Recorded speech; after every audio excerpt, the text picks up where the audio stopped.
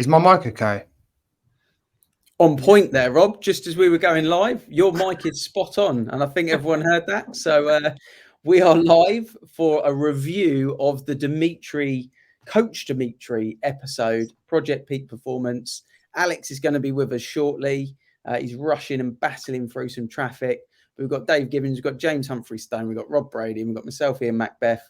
We're going to review Debunk It. We're in a unique situation here because me and James are actually being coached by Dimitri. For me, not necessarily off the back of the podcast. James, for you, off the back of the podcast. And Rob and Dave have also taken a lot from it. I know, Dave, I think you watched the rerun today, didn't you? Yeah, well, I did it twice. I think the first time I watched it, what did I text you? Take my money now, I think it was, wasn't it? It literally was. Yeah, I found it amazing, mate. Honestly, some of the things that you went into. Do you know what I liked about it more than anything? He just made things very simple and easy to understand because it's a minefield when you start looking at things like that. I mean, you know, we like to think we know quite a bit about nutrition, but when you start looking at like even the words you were saying, you know, I thought, I don't even know how to spell that, let alone know what it means, you know, but then to break it down, this is what it is in simple terms, layman's terms, bang, bang, bang. And, you know, it just made perfect sense why you should be certainly looking into that direction and noticing things in your body. Yeah, 100%. I thought it was amazing. Really did. And I really think that is why we're lucky to live in this era, because how cool is it that we can do a podcast with someone with that level of experience, ask the questions we want to ask for the community, for the audience, for deep diving in the space of 45 minutes into something where someone's a specialist. And I know, Rob, we've got sleep experts booked in and we've got some other really cool guests. But how cool is it that for free, people can jump on, join us live. Hello to everyone that's joining us live in the group at the moment, and just debunk on something, you know, so specific as someone that's basically saved his own life through self-tuition, implementation, and now sharing it with others. I think that's so cool, isn't it, Rob? What I liked about, like Dave, what you were saying about it was the fact that it was simplicity. Yeah. Like a bit like you, Ian, I've been going down some of this already, but you trial it, but you don't actually know, like James, you point out in the podcast, you sometimes need that simple layer underneath of like, why are you doing salts in the morning? Why do you have to get outside? Like you can read it and then you go and try and find the why behind it. And there's like this massive long paper on why this should be with a load of facts and figures. And you're thinking, yeah, give it to me like in normal terms so I can just debunk it myself, isn't it? So yeah, I learned a lot from it. And I got even to a point, I sat down with my partner Kel and said, you got to watch this as well. So Kel and I watched it again on Sunday evening for her as well, to pass on some of the stuff that she might be doing. And what I loved about it is more about the energy levels. Like he kept on talking about energy levels. And I always say to Kel, protect your energy at all times. So like it was brilliant. Really, really enjoyed it. Yeah, it was. I mean, you talk about energy levels. It's like secretly underneath. I think that's all we're searching for. Yeah. Different feelings. You know, we're trying to avoid negative feelings and we're trying to go towards positive feelings, even with the things that we do in life and the routes we take ourselves down. You know, what's the ultimate goal? You want to be a millionaire? Why? You know, we start breaking it down. It's all we're chasing feelings, which we know we're chasing this abundance of positive feelings. So if we can do that with like our diet and I don't know, a pinch of salt in a glass of water in the morning, yeah, let's go. Yeah. The trick on the pinch of salt, for anyone that doesn't want salt, buy yourself some of these, the hydros, drop one of those in with the salt. These have got electrolytes in and it will taste a hell of a lot better than just Ian, literally, I was getting Kel into it. She's like, I don't like salty water. And I've got exactly those ones because I use them for my running gels. Yeah. And I was like, Kel, drop this in. Like it was like a berry flavor. Drop that in with the salt, and that's her go-to. So yeah, they do two flavors, berry and tropical. Don't be a psycho. Don't get the tropical. Stay on berry. Yeah, absolutely. I must admit, the salt leaves a bit of a twang. It does leave a bit of a twang, so I'm going to have to invest in some of the electrolytes. Alex, how we doing, bud? We're obviously debriefing. Thanks for jumping on. I know you were struggling with the traffic, but your big kind of takeaways for the Dimitri episode, what was your thoughts?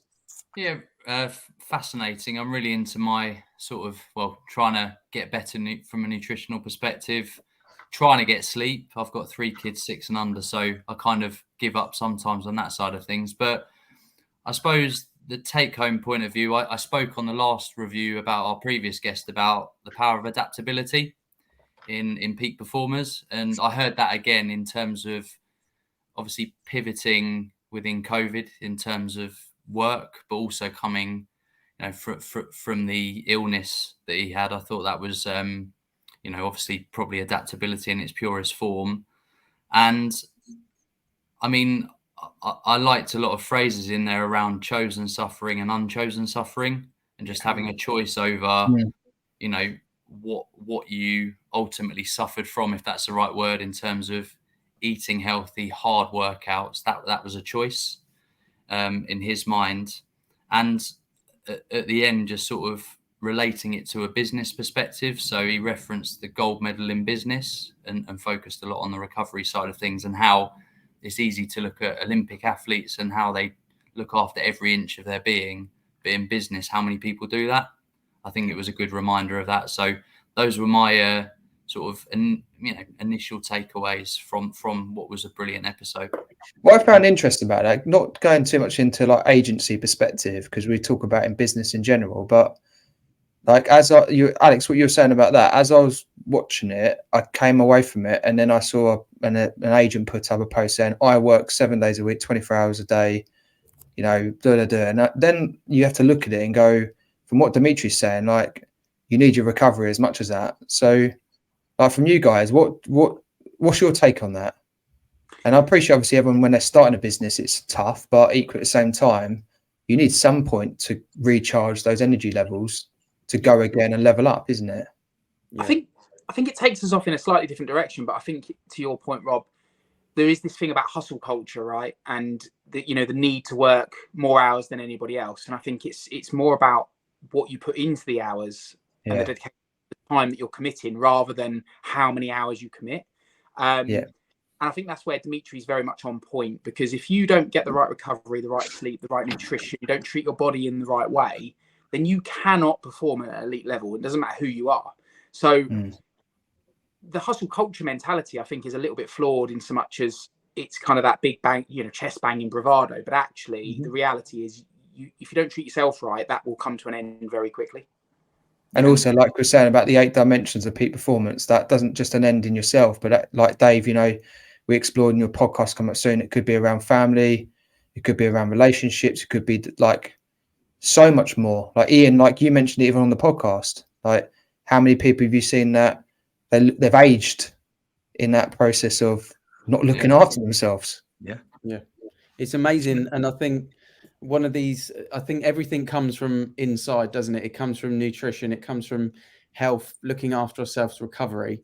And I think you go through your early years and you're not really in it, and then you turn 20 and you go through your 20s to your 30s, and that is irrelevant. You are there for the experience. You are there for the fun. You are there for whatever. Like, you could be drinking, but Thursday student night, Friday you're here, Saturday you're there, Sunday you're asleep watching soccer, football Sunday.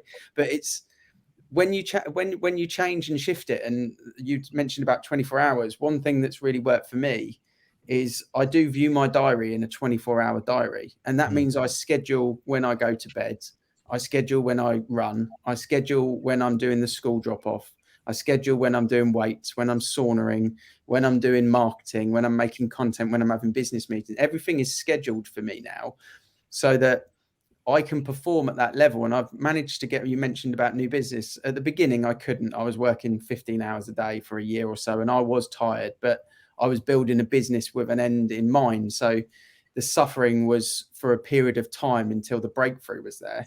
But now I've managed to get my work diary down to 10:30 to 4:30 every day. So I work 6 hours Monday to Friday, and I can do so much in that 6 hours, like James says, because I'm looking after my body now. I'm hydrated. I've had my salt in the morning. I'm not overdoing the caffeine. I'm getting good sleep. Game changer on sleep, like for me. Good habits before bed, good habits in the morning. And that's really meant that 6 hours that I do today in the business is the equivalent of 12 hours that I was doing before when I wasn't as skilled or as motivated or as distracted easily. So I think setting yourself up with the right foundation comes from the energy levels, like Dave says, to be able to be productive, to be able to be happy, to feel progress, and the cycle can be flipped. James, we was talking about the cycle, didn't we? The error cycle, if you like. We were talking about the fact that people do go through those daily habits in the wrong way round. It's getting caught in the loop, isn't it? It's getting up and immediately, banging the coffee, getting the caffeine in early doors. Then it's like, okay, then you're thinking, okay, I want to get the diet on point, so I'll skip breakfast because intermittent fasting is supposed to be good for me. So then you don't eat till lunchtime, but lunchtime comes around, just starving hungry. The caffeine crash is hitting. So then it's like, okay, meal deal from the local garage, and then it includes chocolate and fizzy drinks. And people have been there, right? People will relate to that. So then by 3 o'clock, you're absolutely bust. You're on your knees, tired. You want to go to bed, and then you got to get through the afternoon somehow, and that cycle then continues, and it just goes round and round and round. And it's probably a tad controversial, but I think the reality of what Dimitri said goes far deeper than just feeling good. I think it also can contribute in a large capacity to mental well-being, physical well-being, chronic illness, as he has demonstrated himself. Nutrition and sleep and fluid intake is so critical, but people just neglect it on the main. Alex? I think it links back. There was another great phrase in there about playing the game as well as you can for as long as you can. And I absolutely love that quote. And I've heard it from, not the same quote, but a similar thing from Peter Atcher, obviously the longevity guy. And having heard him a little bit, I try and live my life on a sort of compass. So 4 parts to my compass, and the ideal compass is even in all parts at around a 7.5, 8 in all areas. And suddenly, if I've got a 10 anywhere, I know that I'm definitely going to have a 4 somewhere else. So it's hard to completely juggle it, but if you can get that balance, then that's where the full satisfaction comes from, I think. Yeah. What are the 4 points of your compass, Alex? So 4 points of my compass are so from a north-facing perspective, it's the board, it's people in the business on the board side of things. West is family, so my in-home family. East is myself personally, and then south is my team. So that's sort of a mix of personal and professional. I think we've probably all got our own version of that. I'm always striving for this trilogy where it's family, health, and wealth is the 3 things that I kind of always try and focus on. To try and be 10 out of 10 in all of them is the ultimate goal, and that's what that diary structure comes to. And a lot of people often say to me, "You don't really have any free time. Like you don't really just like rest." Like even my wife says, you never really get any time to yourself. And I always say, well, I love the intense time I have with my family. I love the intense time I'm working on my fitness. I love the intense time I'm at work. I love I don't need free time. Like what am I gonna do? Just sit in my pants. Like I don't need that. You enjoy the intensity. You enjoy the 3 dimensions of what you're trying to achieve. And that might change when I turn 50. Do you block out time to watch Chelsea, or is that sort of the first thing that goes? Given that is worth it. Intense. Let me tell you, that is very. That's part of the intensity on his proper health. Yeah. I started going grey when Abramovich took over because the highs and lows all changed at that point. But we won't get onto football just now, if that's okay. No. Back onto what Rob was asking there before. I came across a quote ages ago and it really resonated with me. And the quote was, "If the king and queen don't eat first, the kingdom will fail." And what I took from that was that if you're not looking after yourself in every possible way, like Rob was saying, is it worth, these 24-hour days? I'll do this, that, the other. You're going to burn out. And it's 100% you're going to burn out. I don't think anyone actually is doing 24-hour days. They like to advertise they are. But I mean, if you are pushing it to extreme limits and you're not looking after yourself, the system's going to give up on you way before you've reached your goals. It's just gonna set you right back on it. So yeah, that's what I took away from that, and it was a big game changer for me. Looking at certain different things, I thought I never really thought about me. It was like, get the business done, get that done, get them. Okay, well, you fall into bits, Dave. You're drinking loads of alcohol. You're taking drugs. You're doing this, that, and the other. You're stressed as shit. Like, what's working here? Is it really working for you? No, it wasn't. It's easy though. I think when it's like when you have to flip it on its head, like you choose instead of the alcohol, you're going for the salty water.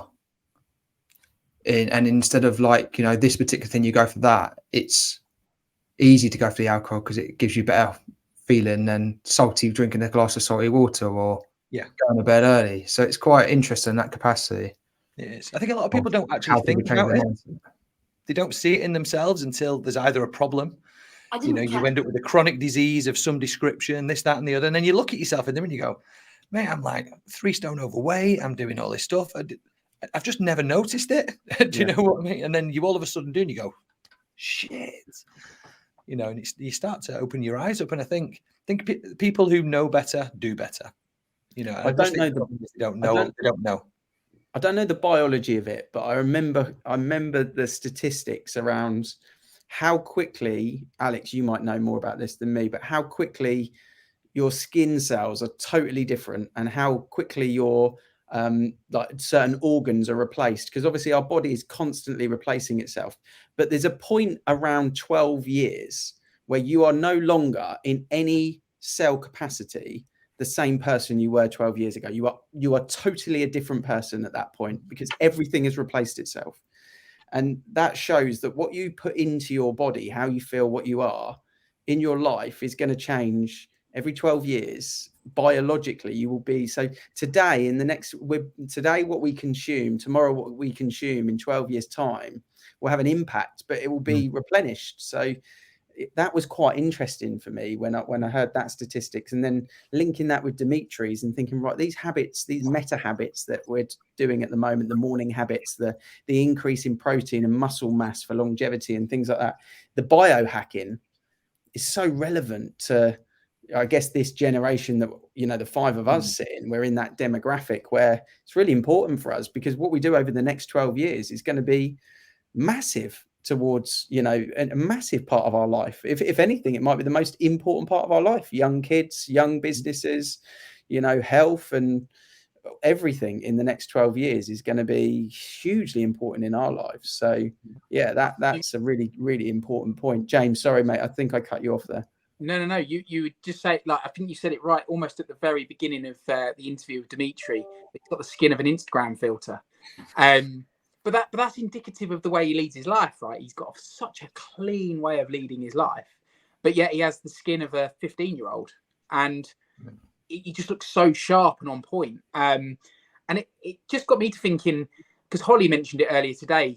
Holly that works with us, she had listened to the podcast, and she said the biggest thing that she took away from that is that the knowledge that can then be imparted, like for me having 2 young kids, the knowledge that I can then impart on my kids, because I think the generation that we live in, it's never easier to get access to fast food. It's never easier to get access to influencers on social media that will steer you down a path that actually is short-term beneficial, but long-term very detrimental.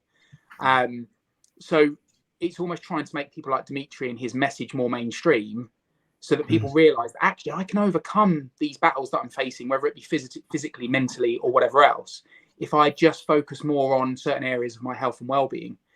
Even off the back of the Dimitri podcast, I'm paying so much more attention to joint pain and inflammation, and then reflecting on the day before and thinking, did I get enough water on board? Did I eat the right things? And then I focus on that for the day. And the next day I wake up and I'm like, where's my joint pain gone? And it's as quick as that. Yeah, I've found actually working from home and away from a lot of the noughties you get in a normal office has massively changed. When you're away from those, like Ian, you mentioned the podcast, you go down to Tesco's, you get your meal deal and stuff like that. Like, I live in the middle of nowhere, and I have noticed a massive change not being involved in environments where you got the donuts on the side or someone makes that coffee. You go, yeah, I'll have another coffee. Like, come from someone who probably used to drink about 10, 12 coffees a day during my working hours with 2 sugars in each time, cigarettes, all sorts of stuff. Like, I look back now and think, no wonder I was just crashing and burning on that part. Yeah. So, but we're really reflective on that. It's really interesting when you start to go granular, James, like you're saying, like, actually, my aches and pains, not because I'm tired or etc. It's like because I actually ate that shit bit of food yesterday. And I now need to recognize. people don't pay as close attention to that, do they? They just blame it. I'm getting older, or it's never actually a reflection. What have I consumed? What am I putting in my body? How am I treating my body? Am I getting enough sleep and recovery? Like that's the bit that I think that Dimitri's message is so powerful, is that if people can just reflect the simplicity of that, then actually they can make their lives far easier. I'm 36, I'm surrounded by people that are between 30 and 45, whatever, and people complaining about getting older and aches and pains. But the reality is, look after yourself a little bit better, and actually you probably won't suffer quite so many of those aches and pains. What guys have you taken on since the podcast, or what have you wanting to take on?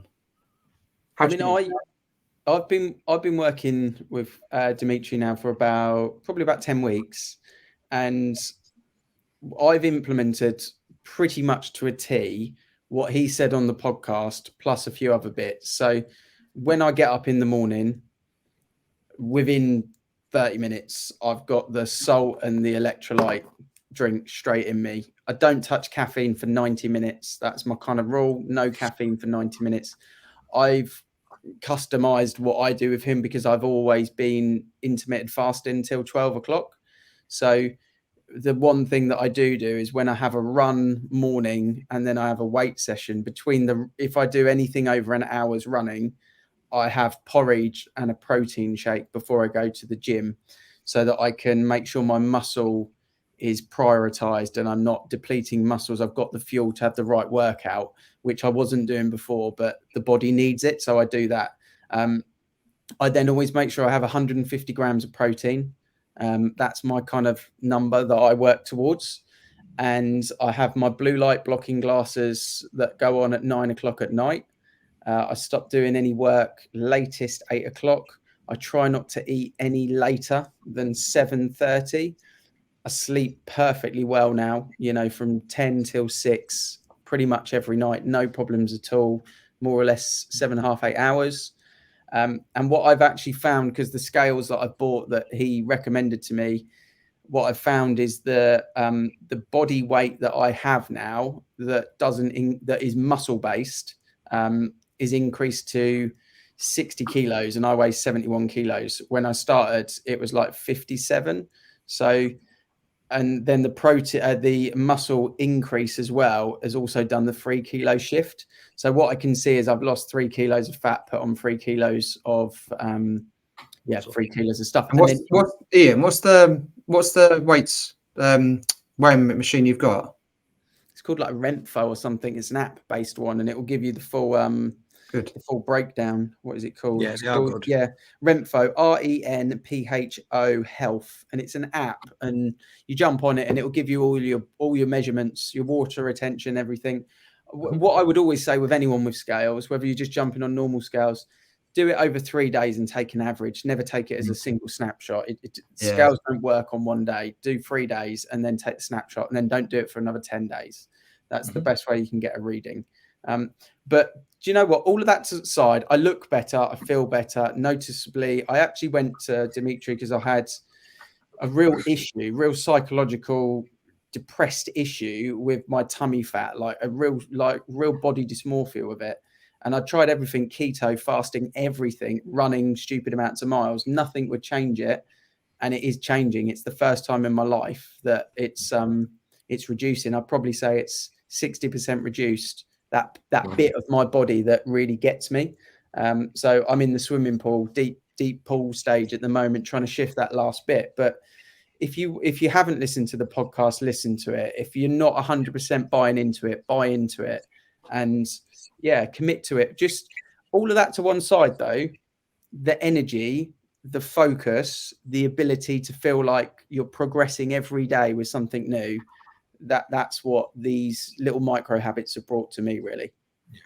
Have you noticed it being a big challenge on where you were before?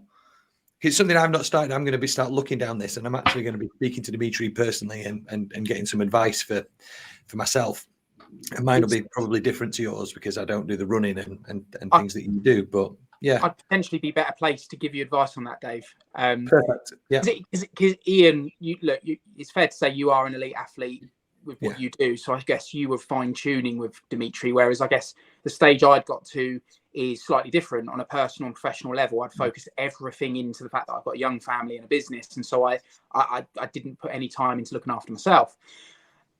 Working with Dimitri, the great thing I found is, and it's been 3 weeks, it was all focused around similar, I guess, to Ian in so much as increasing protein levels, simple breakfasts. I said to Dimitri at the outset, look, I lead a busy life, young family, business. I don't want complexity. I don't want to be spending 90 minutes every day having to meal prep. It's just not going to work. I need it to be as easy as I can to make it sustainable. So the way in which he's introduced things has been really simple. But one thing I will say, and it depends on your preference, but the sugar cravings and the carbohydrate cravings I've had, it's not that I'm cutting any of those things out, but I'm obviously reducing them. Yeah. They've been there, but then it's been very quick to kind of go, Dimitri, this is where I'm at, mate. What are you suggesting? And he comes back with a whole list of try this, and immediately like, okay, I'm back to the point. But the one thing I'll agree with Ian on is, irrespective of your level of fitness, the changes that Dimitri's implemented for me, the energy and the focus and the clarity is nothing like I've experienced in the last 2 years. Wow. Wow.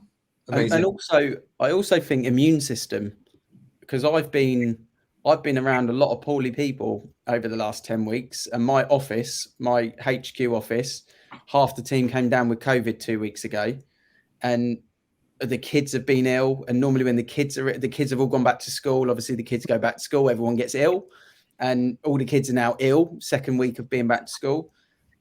But touch wood, like my immune system feels strong, like really strong as well. And that makes a massive difference. If you don't have that week down every, 12 weeks or 15 weeks, whatever we get ill, if you don't have that week down, that's a massive game changer in the year. You're getting a month back of your life of being at optimum fitness. It's crazy, really, when you think about it. But I think the meta habits they're easy when you build them in step by step. I think he's quite good at doing it one bit at a time. It's like, right, let's lock in that and then work on to the next bit. I'd definitely piggyback that. I don't know about anyone else, but I think it's an entrepreneur's mindset to continually want to push forward quickly. It's always, evolve. I want to evolve daily. Whereas actually, Dimitri's been really good at holding me back from, I want to move on to the next thing. And from a training point of view, from a nutrition point of view, I'm always asking how and why. It's just how I'm built. I want to know how it's going to make a difference and why am I doing it. And he's really good at breaking that down, but keeping you on track. So I'll be like, right, okay, can we tweak that over there? He's like, no, stick to that for the time being, because this is the impact. And I'll say from my personal point of view, I'm on a slightly different mission of, I want to reduce body fat, increase muscle mass. Not too concerned about weight, because I think for me, it generally in the past has always balanced out. I'm in my mid-30s, could be slightly different now. I'm on a different journey, but I've already in 3 weeks dropped 3 kilos of body fat. And so I'm seeing, but I'm not having to make huge sacrifice. I think that's the big thing, is a lot of people see these kind of journeys that you go on, people like Dimitri, as what sacrifice have I got to make? And actually it's been quite easy to implement into my day-to-day life. Can I ask a slightly personal question? And you can tell me you can tell me what you want, but I still want to know the answer. Did you have any inflammatory problems before anywhere? Anything that came up that you've noticed over the last 3 weeks that you're like, oh, actually, I've seen a reduction in that? Is there anything there that it's like you said before? I'm starting to notice inflammation. I suffer with gout, so I can tell when I'm getting it in my hands. My hands tighten up, so I know like days before. But so from starting it to now, have you noticed any difference there? Not just on the weight side of things, on your movement, on your flexibility. Definitely. So waking up in the morning, I have no issue saying this. I'm not proud of saying it out loud, but at 36 years of age, I shouldn't be putting my feet on the floor as I get out of bed in the morning and going, oh, that really hurts. Ankles, knees. A, because I'm carrying too much weight, but B, because there's obviously some inflammation in there. Yeah. And since I've been training with Dimitri and working on this program, I've probably had one morning, which was just because my little girl decided to have 3 hours in the middle of the night where she was wide awake, and I saw to her. But other than that, every single day I've woken up and got out of bed and it's like, I'm ready to rock and roll. No problems. Love it. I think also, Dave, on that when you take certain things out of he's big, and he mentioned this in the podcast, bringing it back to the podcast. He always talks about whole foods, single food. So like if you pick up a packet of chicken, is it chicken? Like how many ingredients are on that pack? Does it just say chicken, or has it got 5-6 things in it? And anytime I look at something, I go, wow, that's got a lot of ingredients. I just put it straight back. Oils being a big thing that he's mentioned in the podcast. Yeah. Rapeseed oil, canola oil, getting all of these, vegetable oil, getting those out of the equation has made a big difference, I think. But when is olive oil okay? Sorry? Good olive oil is, good olive oil. I think, the stuff that comes in the green bottles, he does say, he has said to me, be careful, because some of it is 6 months out of date and then further out of date. But the good stuff is fine. But what I've found is, should we talk about poo on this podcast? Is that all right? It's so funny. It's so funny you were going to say that, because I was thinking exactly the same thing. Can't not now. You can't reverse out of that now, Ian. Talk about poo. So I think the key thing for me is, if it's regular, that's the inflammation. That's the aspect that I had a thing about when I was eating the wrong stuff. Maybe I'd skip a day or whatever. It'd be a bit awkward. It's one of those, I'm a bit in there a bit longer than I should be, a bit more strained. Whereas just normal stuff, normal stuff going on, which is exactly how you want it to be. And as I'm talking about poo, our users that are watching this StreamYard are increasing. So share your poo stories if you're watching. The toilet, so we'll have to go. You can judge it on consistency, right? I can definitely vouch for that. I'm right there with you, Ian. Yeah. What about you, Alex? Not in the poo aspect to it. I was going to say, from someone who's listened to it, what's your takeaways on what you thought? Actually, I might give it a try, or actually, I do agree with that. I'm glad you gave me the way out there. I could have jumped straight in and just added to that conversation. But I've listened to a lot of podcasts around health, and it's all, eat more protein and things like that. But the beauty of Dimitri's episode was a little bit more detail around how much of things and how to, real practical takeaway tips of what to do. So with protein, I work out 3 times a week, and I come home and I have 30 grams of protein and think, yes, I am, that's enough. I'm flying now. When really he was saying that, you want to double the dose of your kilogram weightage, really. So, rather than 30 grams, should be having 140, 150. So that was a big take home, where there's a natural amount that I should be working towards, rather than just thinking I'm having a bit of protein, so that's fine. I also like the fact that he talked about minimizing white and yellow foods, so essentially a lot of carbs, but basing it on lifestyle. So whereas I'd go extreme and say, well, I'm cutting out bread, I'm cutting out pasta, I'm cutting out rice, but in reality, I do work out and I have quite an active lifestyle. So it was quite nice to think, well, there is room for that, because I will need those energy bursts and I will still need that in my life, rather than just cut it out completely. And obviously we've touched on the oils.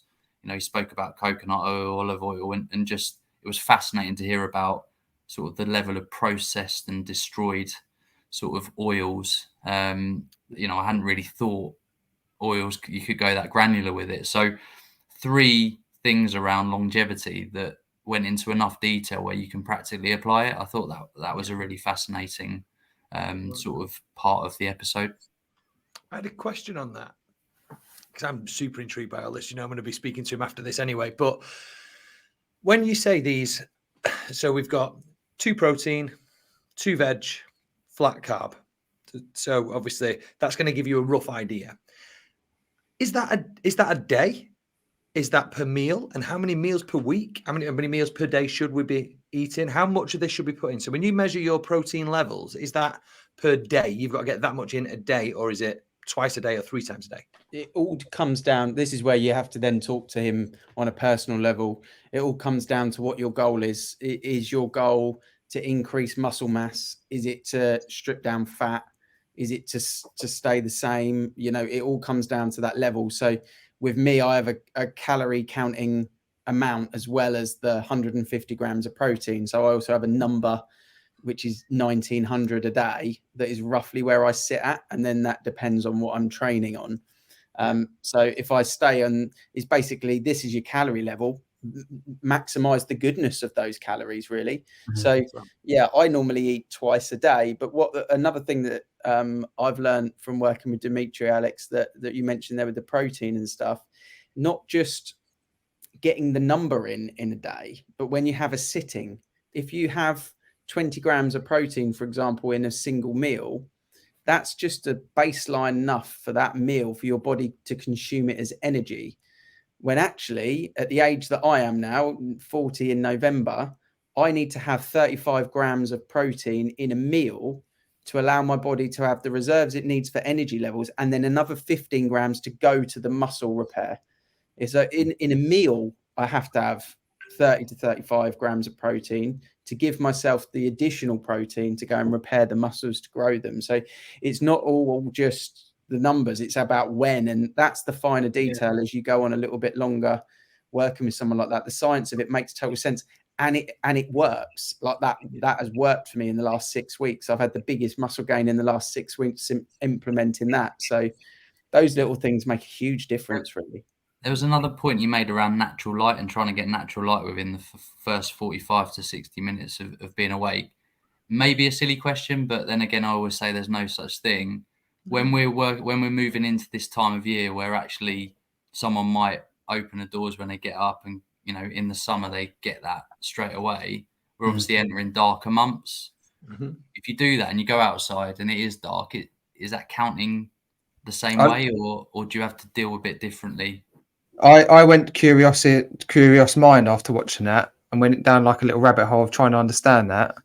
And someone Tom McGee mentioned it on our group to Ian's response when we put up today, saying like, what happens in the winter? And I said, we've got that sleep expert coming on that we can ask. But from what I gathered from the information, it was like they're talking about your extremes is like you have a light box where actually it projects the light of what you would get in the summertime, so you get more light into your eyes.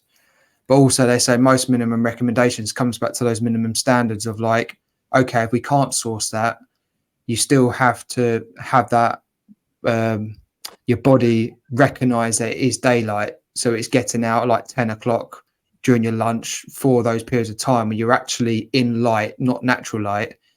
Equal at the same time when it comes to the evening, dulling down a bit like Ian's doing, is like dulling down the TVs and your mobiles and stuff like that, so your body is recognizing that it is now nighttime to enable you to get into that sleep pattern properly. I mean, you look at it, I think it's I think that we're designed to have lots of rest in the winter and work more in the summer, and that's when all the fruit are there. If you look at nature, it makes perfect sense. If you just take like a look at it, everything dies. All the bears hibernate in the winter, this, that, and the other. And I think maybe we're designed to be working on longer cycles than we currently are. And what we're trying to do now is make everything the same across the year. And it's not really how our bodies were designed to work. They were designed to have lots of energy and strength and everything in the summer months and from spring to autumn. And then it's okay, now you can calm down and we need you to be living on your reserves. You get SAD, the SAD deficiency, which is about lack of light in your eyes. It does make you depressed. You're not there. And I think it makes you depressed because we're trying to do too much to what the human body was originally kind of not designed to do, but where we're at right now from an evolutionary point of view. So I think we're sometimes like battling against stormy seas when trying to make it fit to our regime. When it might turn out that we should be just chilling out all winter and working like fuck in the summer. That's such a good point, mate. It honestly is, because you do think as you get towards the autumn, like you do hear people say, and you do think like I'm actually looking forward to like an open fire, a bit of a blanket, a bit of a cuddle on the sofa. You're actually looking forward to that nesting kind of, and then as soon as it starts to hit summer, you think, oh, I can't wait to get in the garden and sort that out. I can't wait to do this. I can't wait to do that. Never thought about that until you just mentioned it, but it does make a hell of a lot of sense. And going back to that evolutionary kind of DNA of how we're built, that's why I do the intermittent fasting, because I don't think we're meant to wake up and eat straight away. Like food wasn't in the cave, food wasn't in, you had to go and hunt it, you had to go and run to the cave. You're literally like the modern day caveman, like you said, right? I'm going to go out, I'm going to have to go for my run before I get my food, then I go to the gym. So it's like, I can imagine Ian caveman Ian in those days. Caveman himself, yeah. I've got these new carbon bladed trainers because I can never catch a rabbit, but I'm going to try. Cool. I was saying, Dave, briefly, what you were saying about that, I'll share it in the link after this. There's actually a Forbes article on what you literally just said about the guy talking about maybe actually we should be looking at it. I think it was 4 things that he mentioned about what you should be doing during the winter period to give yourself the best chance of well-being towards that. Like talking about how you should be preparing yourself for bed, resting, listening to your body, how you should get vitamins in your body that you might not get during the summer, all sorts of stuff like that. So good point, really good point. Well, the guests do, because we've got one of the guys in our community that writes for Forbes, haven't we? Yeah. Was it him? No, there's another chap. I came across an article, and then at the bottom it said, "Here's more for Forbes." I wrote in Forbes, and that's where I was going down that rabbit hole of like trying to find different bits. Yeah. And I thought that's why we need that sleep expert. Hence why I reached out to that guy, because I was like, we need someone actually who can give us these answers. Drop the bomb of who sleep expert he is. Yeah. Come on, I'll let you do it, Rob. He was a former Cristiano Ronaldo's sleep expert for Man United. And that was like, peak Man United days as well. Yeah. Not what you see today. Ronaldo does look out of shape, to be fair. Honestly, he's let himself go a bit, hasn't he? Yeah. I'm looking for. I can't wait for that episode. Just to be, part of the community and watch and listen to that back when that comes around is going to be super exciting. Alex, do we want to share with the gang, for people that are watching live and people that are watching the rerun? Should we share with them the concept of what we're going to do in a couple of weeks about our live kind of debate of different personas and different personalities, and how we're going to really sort of debunk statuses of people that have achieved amazing things that people will know, but actually we're going to really go into some research, some facts, and almost have a little bit of a debate in terms of like who's the modern day best version of what we would want to be. But do you want to give us the concept on it? Yeah, I mean, the beauty of this is that things are evolving all the time, and a passion of mine over the last couple of years has been really digging deeper into elite athletes, elite business people, and just understanding their mindset, what drives them, their background, stuff like that. And I know you guys are the same. So what we're going to do is look at a bit of a versus between certain personalities. So a Michael Jordan and Kobe Bryant face off, something like that. Steve Jobs, Bill Gates, so that we're going to get some really good comparisons, but for us, we'll be able to dig a little bit deeper into some of the greatest names in various sectors. So really, really looking forward to those episodes. Can I be on Alex's team? You're gonna have to pick a team, aren't you? We're gonna have to do like pink versus blue or something like that. I don't know. Can we get the community? Can we get some voting? Community votes on winners at various stages. I think we'll put it in. Put it in the group, and then let's let the community decide. We'll vote it out. We'll put the 2 personalities there, and then people can assign us. And I think out of the 5 of us, one of us will be the mediator between as well. I think is probably a good way to do it. If we could have a moving vote as the debate is going on, you suddenly see someone make an amazing point and they're 70%, and then when you drop one, when you suddenly revert to 15%. Like top trump, that's what we need. Top trump cards that we've made. It's a real game. This is Project Peak Performance. There is nothing we cannot do. We will make that happen. We will make that happen. Yeah. Awesome. I mean, we could probably stay on all night and review this, because there was so much that's come from it, and I'm hoping that people have taken a lot. I'm at a conference today, and there's a biohacker that came on stage, and it's so relevant that I mentioned this on this review, because she asked everyone to write down what's the age. What is the age you want to be when you die? What is that age? What do you want to get to? And then everyone wrote it down, and then she shared hers, and she said 1 million hours. Everything she does from a biohacking point of view is because she wants to live a healthy life that gets her to 1 million hours, which is 114 years is her ambition. And I just thought, not necessarily do people have that same level of ambition, but it's quite scary when you think about it. How long are we going to live? We're classified as middle-aged gents now. So how long do you want to go, and what are you prepared to suffer to benefit on later in life? I think is probably quite a cool way to wrap it up. That's a new take on being a millionaire, isn't it? I like that. It is. And that's how she linked it with And a worth group of more. entrepreneurs. Exactly that. Yeah. Yeah. Wow. Yeah. So what's more important? So yeah, if anyone's got any questions and we're not live, put them in the comments. We will answer them. We're always getting those notifications. If you're listening to the podcast and the audio, don't forget to get into the group, because that's where we do these lives before it goes on to Apple, Spotify and the like. The next guest that comes on will be a cracker. I'm going to keep that closed because we've given a lot away on this episode.